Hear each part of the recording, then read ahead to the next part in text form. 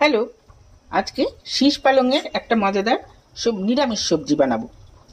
তার জন্য রয়েছে এখানে শিম নিয়ে নিয়েছি, 3টে আলু এরকম লম্বা করে কেটেছি, শীষ পালং নিয়েছি, 3টে বড় ডাঁটা এখানে কেটে নিয়েছি, 2টো ঝিঙে, 4টে বেগুন, 250 গ্রামের মতো কুমড়ো, এখানে রয়েছে 3টে কাঁচা টমেটো।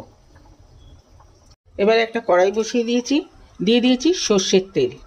এখানে দিয়ে দেবো এবার হাফ টিস্পুন কালো জিরে আর 2টো চেরা কাঁচা লঙ্কা। এবারে আস্তে আস্তে সবজিগুলোকে দেবো। প্রথমে দেবো আলু,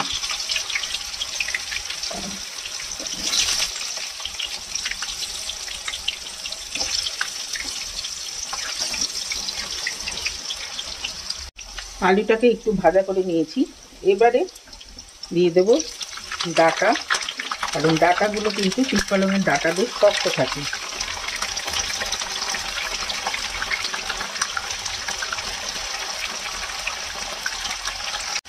এবারে ধীরে ধীরে অন্যান্য সবজিগুলোও দিয়ে দেবো, ঝিঙে,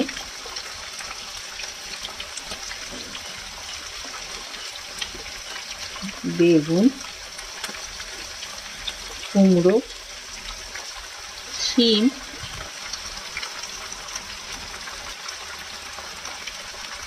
কাঁচা টমেটো সব একসাথে দিয়ে দেবো। দিয়ে এটাকে খুব ভালো করে মিক্স করে নেব।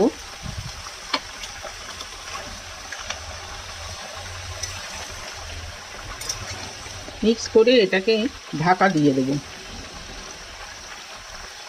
এখনই হলুদ, নুন এগুলো কিছু দেব না।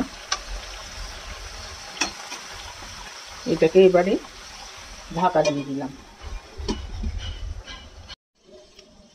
প্রায় মিনিট 10 আমি ঢাকা দিয়ে রেখেছিলাম। সবজিগুলো মজে গেছে।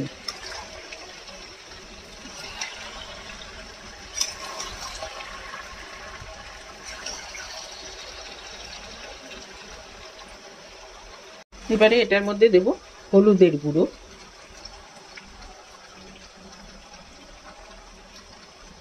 জিরের গুঁড়ো আর পরিমাণ মতো সল্ট। হলুদের গুঁড়ো দিয়েছি হাফ টিস্পুন, জিরের গুঁড়ো হাফ টিস্পুন, আর সল্টটা তো পরিমাণ মতো যেরকম দরকার। টমেটোগুলোকে একটুখানি ভেঙে দেবো যাতে মিশে যায়। আমি এটাকে মিডিয়াম ফ্লেমে ঢাকা দিয়ে রেখেছিলাম। এইবারে কিন্তু আমি ফ্লেমটাকে বাড়িয়ে দেব। বাড়িয়ে দিয়ে খোলা অবস্থাতে আরও একটুখানি কষিয়ে নেব।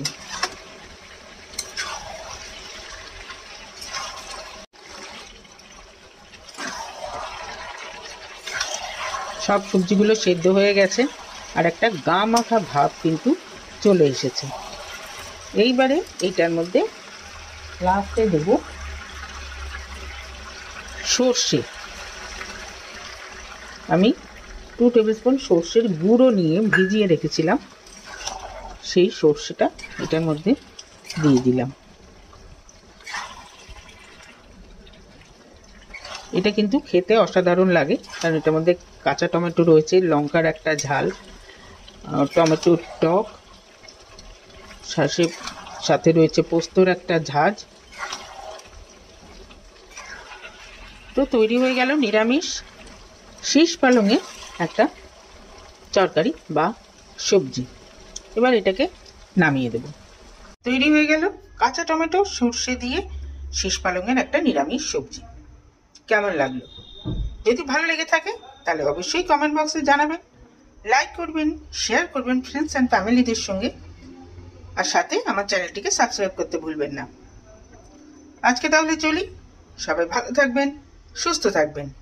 ওকে দেন, বাই।